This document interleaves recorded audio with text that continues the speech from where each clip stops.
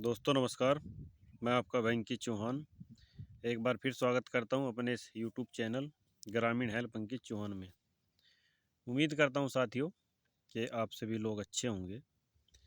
दोस्तों काफ़ी दिनों के बाद आज आप लोगों से वार्ता करने का जो है मौका मिला है और टाइम के अभाव में दोस्तों समय नहीं लग पाता तो वीडियो भी मैं नहीं बना पाया। एक दो बार दोस्तों छोटे छोटे लाइव किए हमने, लेकिन कम ही समय दे पाया आप लोगों को। तो देखिए मित्रों, काफ़ी सारे भाइयों का कमेंट आया और फ़ोन पर भी उन्होंने मुझे बताया। कई सारे मित्र ऐसे थे कि जिन्होंने केंद्रीय सूचना आयोग की स्थिति के बारे में बताया। दोस्तों, केंद्रीय सूचना आयोग हो या फिर राज्य सूचना आयोग हो, मैं आपको बताऊंगा आज आरटीआई अधिनियम की जो धारा 11 है दोस्तों, पर व्यक्ति सूचना के बारे में। मित्रों,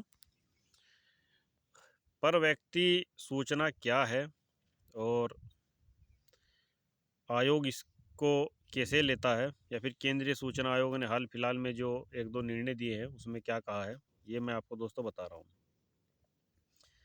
मित्रों देखिए, होता क्या है, यदि किसी तीसरे पक्ष से संबंधित कोई सूचना है उसे पर व्यक्ति दोस्तों सूचना कहते हैं। धारा 11 के तहत मान लीजिए आपने कोई सूचना मांगी दोस्तों, और वो व्यक्ति ये कहता है कि साहब जो है, या जन सूचना एक अधिकारी ये कहता है कि जो सूचना मांगी गई है वो पर व्यक्ति सूचना है, यानी कि वो सूचना हम नहीं दे सकते। तो मित्रों,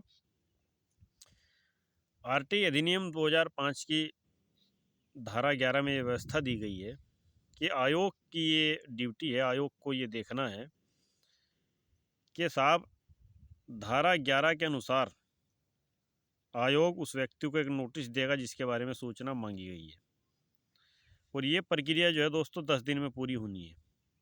आयोग उसको एक नोटिस देगा और उससे ये पूछेगा कि भाई फला व्यक्ति ने आपके बारे में सूचना मांगी है, आप हमें बताएं ये सूचना जो है दी जाए या ना दी जाए।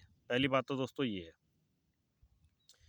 उससे भी पहले दोस्तों, उससे भी पहले जो है, ये जो ड्यूटी है, ये जो लोक सूचना अधिकारी है, यानी कि जो राज्य लोक सूचना अधिकारी है या फिर केंद्रीय लोक सूचना अधिकारी है, तो ये ड्यूटी उनकी भी है कि वो भी एक नोटिस जारी कर कर दोस्तों ये पूछे कि भाई फला व्यक्ति ने आपके बारे में सूचना मांगी है, ये आपसे संबंधित है, और ये सूचना हम उनको दे या ना दे।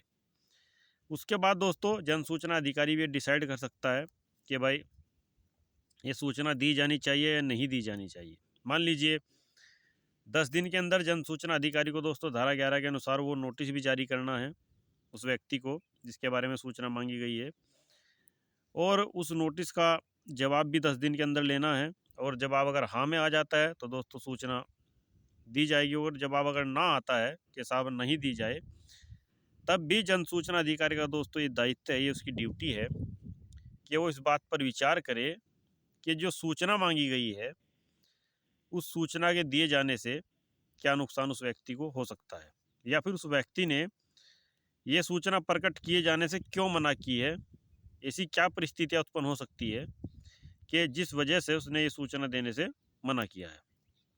इसके बाद दोस्तों आपके पास जो है अपीलीय अधिकारी के पास जाने का ऑप्शन है। आप जो है धारा 19(1) के तहत जो है प्रथम अपील कर सकते हो। और दोस्तों इसके बाद जो है, जैसा कि मैंने अभी आपको बताया था पहले, इसके बाद जो है दोस्तों आप जो है स्टेट कमीशन के पास जो है दोस्तों आप जा सकते हो, यानी कि सूचना आयोग में आप जा सकते हो, राज्य सूचना आयोग में, या फिर आपका मामला केंद्रीय सूचना आयोग से संबंधित है, यानी कि केंद्र के किसी विभाग से, जैसे डाक विभाग हो गया, बैंक हो गए, तो फिर दोस्तों आप केंद्रीय सूचना आयोग में अपील कर सकते हो। दोस्तों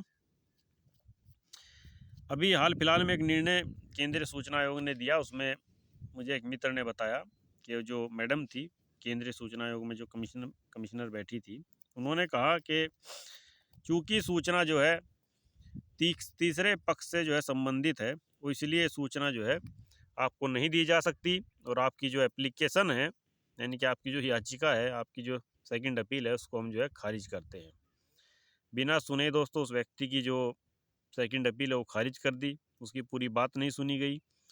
और जो केंद्रीय सूचना आयोग में जो कमीशन मैडम थी, मैं तो उनके लिए दोस्तों यही कहूँगा कि ईश्वर उनको सद्बुद्धि दे और थोड़ा वो आरटी एक्ट को पढ़े, समझे, देखे कि आरटी एक्ट में पर व्यक्ति के बारे में जो है धारा 11 में क्या बताया गया है।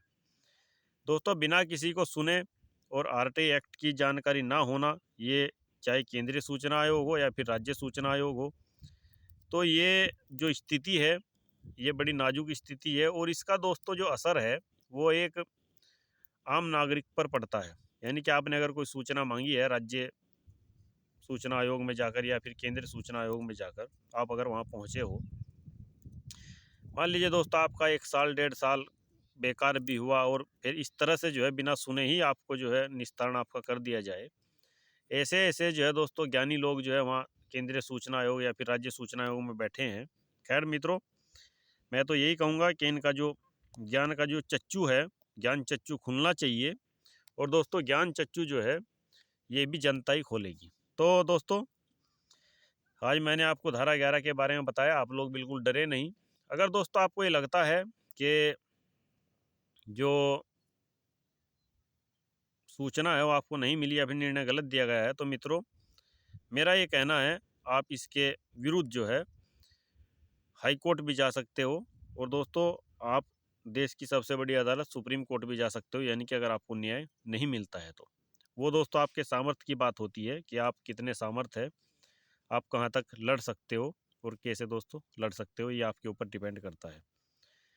बाकी दोस्तों धारा 11 में ऐसा कुछ नहीं है। धारा 11 में स्पष्ट बताया गया है कि जो है जन सूचना अधिकारी भी इस बारे में निर्णय ले सकता है। हो सकता है दोस्तों जिस व्यक्ति के बारे में आपने सूचना मांगी है या फिर किसी से संबंधित वो सूचना है, वो व्यक्ति किसी नाराजगी से या फिर किसी द्वेषपूर्ण से या फिर उसका कोई भ्रष्टाचार उजागर होता है उसकी वजह से वो मना कर दे, लिखित नोटिस दे करके साहब ये सूचना फला व्यक्ति को नहीं दी जानी चाहिए। कई सारे दोस्तों कैटेगरी होती है, कई सारी बातें होती है। दोस्तों मेरा कहना ये है, देखिए किसी भी एक बिंदु पर किसी चीज़ का अंत नहीं समझ लेना चाहिए, ऐसा मेरा मानना है।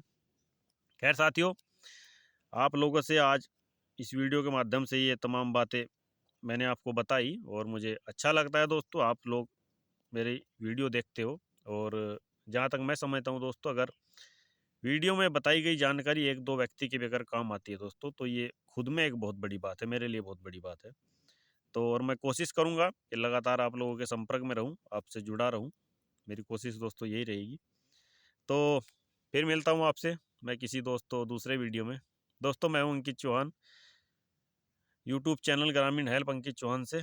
और आप लोगों का बहुत बहुत आभार दोस्तों, बहुत बहुत धन्यवाद दोस्तों, नमस्कार।